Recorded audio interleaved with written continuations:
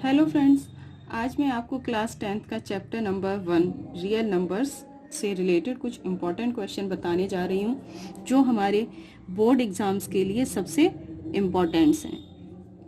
तो चलिए स्टार्ट करते हैं हम अपना वीडियो आज का।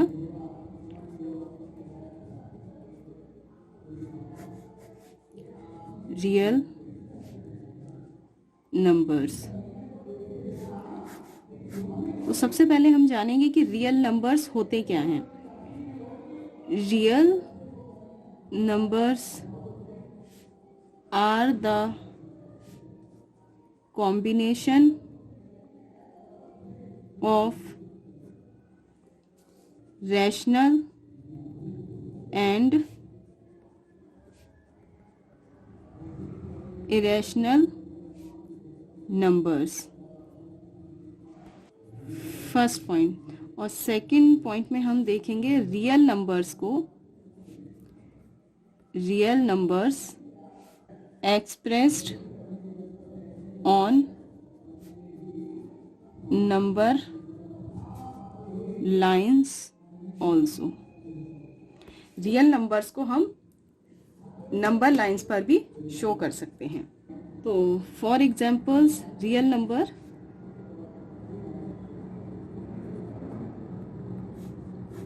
जैसे √3, √5, √6 एसेट्रा, ये सारे हमारे क्या हैं, रियल नंबर्स होते हैं। तो सबसे पहले 10th क्लास में हमारा एक क्वेश्चन आता है, relationship between LCM and HCF। तो इसमें सबसे पहले LCM और HCF देखेंगे हम कि LCM किसे कहते हैं और HCF। LCM हमारा होता है लोएस्ट कॉमन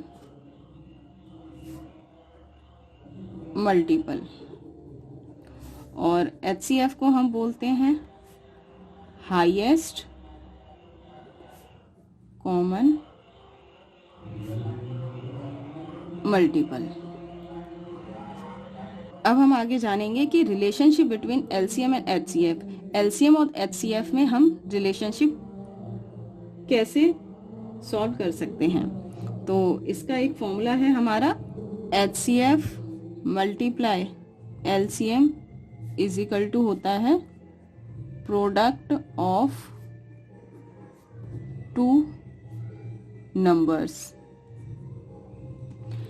LCM और HCF का मल्टीप्लाई इज इक्वल टू होता है प्रोडक्ट ऑफ टू नंबर्स। तो चलिए हम इसको एक एग्जाम्पल के थ्रू समझते हैं। For example,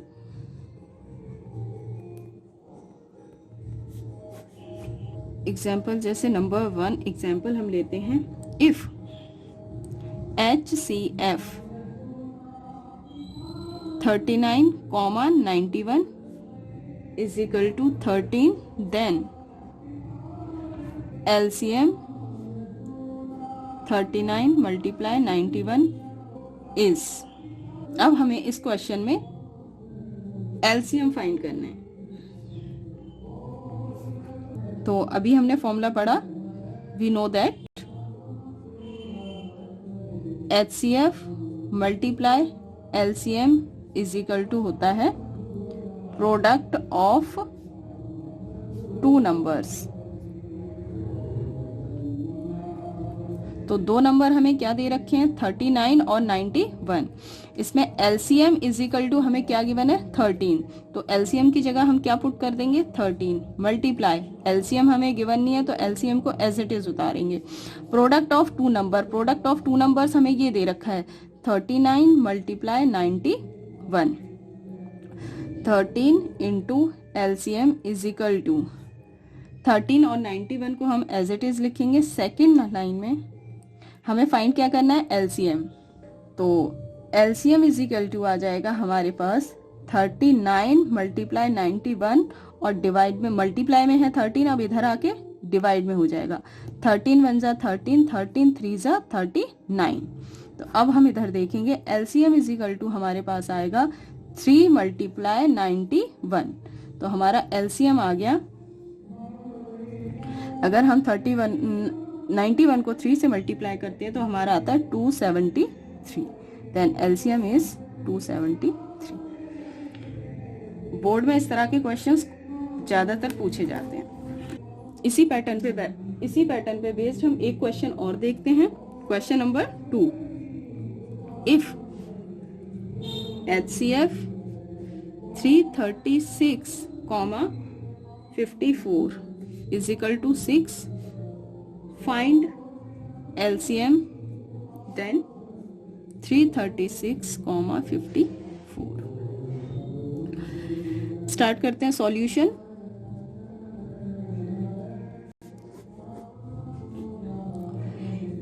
We know that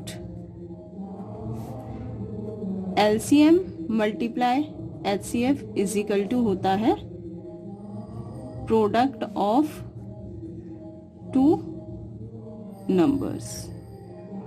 तो अब सबसे पहले हम इसमें लिखेंगे क्वेश्चन में हमें क्या क्या चीजें गिवन है। HCF इज इक्वल टू है 6, then product of two numbers हमें दे रखा है, two numbers is equal to है 336, 54। तो हम वैल्यू पुट करते हैं। हम एलसीएम हमें गिवन नहीं है, HCF हमें 6 है, product of two number 336 multiply 54। तो एलसीएम इधर ही रहेगा एज इट इज, 336 मल्टीप्लाई 54। 6 इधर मल्टीप्लाई में है, इधर आके डिवाइड में हो जाएगा। 6 1 जा 6, 6 9 जा 54। तो एलसीएम इज इक्वल टू आ जाएगा हमारा 336 मल्टीप्लाई 9। तो एलसीएम इज इक्वल टू आया हमारा 3024। This is the LCM.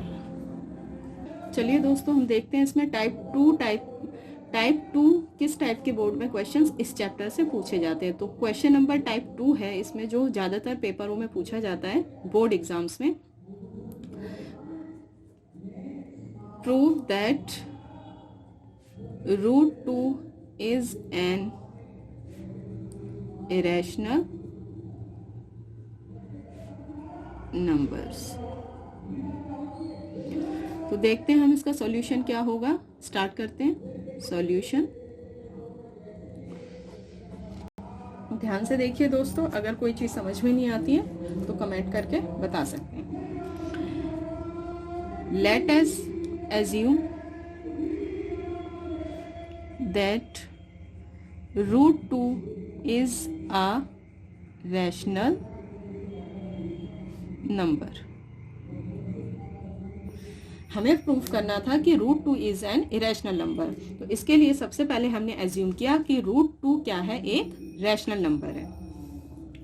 तो √2 इज इक्वल टू लिखा हमने a/b। a/b कोई भी हम नंबर्स यहाँ पे ले सकते हैं। तो a एंड b आर को प्राइम नंबर्स। हमने माना a एंड b क्या है, हमारे को प्राइम नंबर्स हैं। को प्राइम नंबर्स हमारे वो होते हैं जिसका सिर्फ ओनली 1 फैक्टर होता है, 1 के अलावा उसका कोई फैक्टर नहीं होता। तो अब हम यहाँ पे √2 इधर डिवाइड में है, b इधर आके मल्टीप्लाई में हो जाएगा, इज इक्वल टू a। तो ये हो गया √2b is equal to a। अब हम करेंगे नेक्स्ट स्टेप में squaring both side. Squaring both sides. तो स्क्वायरिंग करेंगे तो हमारा √2b का square is equal to a का स्क्वायर। तो √2 का स्क्वायर करेंगे तो 2 आएगा, b का square b square is equal to a square. तो अब हमारा a स्क्वायर जो है, अगर हम b स्क्वायर की वैल्यू निकालते हैं तो b square is equal to हमारा आएगा a स्क्वायर अपॉन में 2, यानी कि a square is divisible by 2। जो a स्क्वायर है हमारा वो किससे डिवाइड हो रहा है, 2 से। तो a is also divisible by 2। A square अगर 2 से डिविजिबल है तो ए भी हमारा क्या होगा, 2 से डिवाइड होगा। तो ए स्क्वायर इज इक्वल टू हम कोई भी इंटीजर लेते हैं, जैसे हमने ले लिया यहाँ पे 2c। तो c is an integer number, c हमने एक इंटीजर नंबर ले लिया। तो अब हमारा यहाँ पे ए स्क्वायर की वैल्यू हमने क्या निकाली है, यहाँ पे ए की वैल्यू हमारी क्या है, यहाँ पे 2b स्क्वायर। ए की जगह हम लिख सकते हैं यहाँ पे 2b स्क्वायर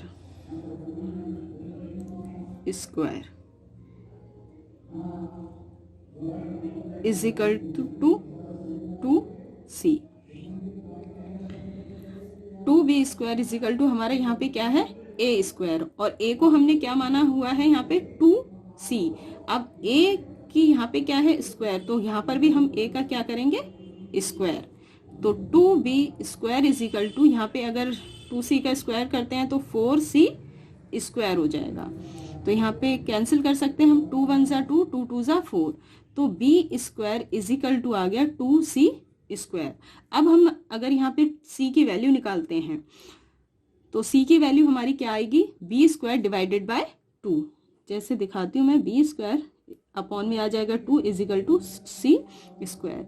तो यहाँ से हमें मिलता है b square is divisible bye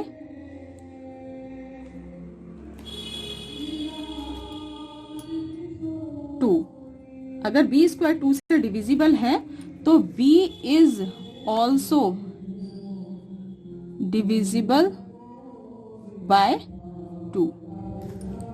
तो ये हमारी इक्वेशन मिली हमें सेकंड, और एक हमने फर्स्ट इक्वेशन यहाँ पे देखी थी, ये फर्स्ट इक्वेशन हमारी ये थी, a is also divisible by 2। अब यहाँ पे मिला b is also divisible by 2। तो हमें इससे मिलता है from equation 1 and 2 a and b having common factor 2। और अभी हमने माना था a एंड b हमारे क्या है, को प्राइम नंबर्स हैं, यानी कि a और b का 1 के अलावा कोई फैक्टर नहीं होगा। लेकिन यहाँ पे हमारे पास निकल के आया a और b के अलावा हमारे पास क्या फैक्टर मिल रहा है, 2। so that a and b are not co-prime number। तो इसीलिए हम कह सकते हैं हमारा जो अजम्पशन था √2 इज इरेशनल नंबर।